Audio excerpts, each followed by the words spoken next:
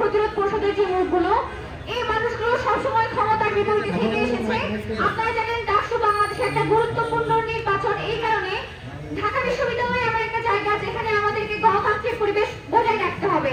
ঢাকা বিশ্ববিদ্যালয় একক কোনো জনগোষ্ঠীর না, একক কোনো গোষ্ঠী এখানে রিপ্রেজেন্ট করে না।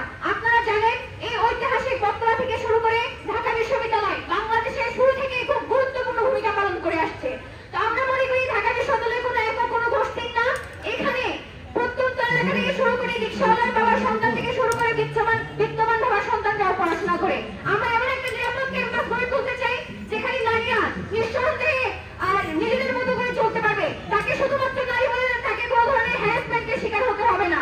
এবং এখানে যারা শারীরিকভাবে প্রতিবন্ধী শিক্ষার্থীরা আছে তারাও যেন সব ধরনের অ্যাক্সেস পায়। যেমন আমার কলা ভবনের কথা যদি আমরা বলি, সেখানে মেয়েদের যে কমন রুমগুলো আছে সেখানে যদি আপনি হুইল চেয়ারে যান তাহলে সেই অ্যাক্সেসটা পাবেন না। তাহলে বিশ্ববিদ্যালয়ে কি শুধুমাত্র যারা স্বাভাবিক বা সুস্থ শিক্ষার্থী শুধুমাত্র তাদের জন্য?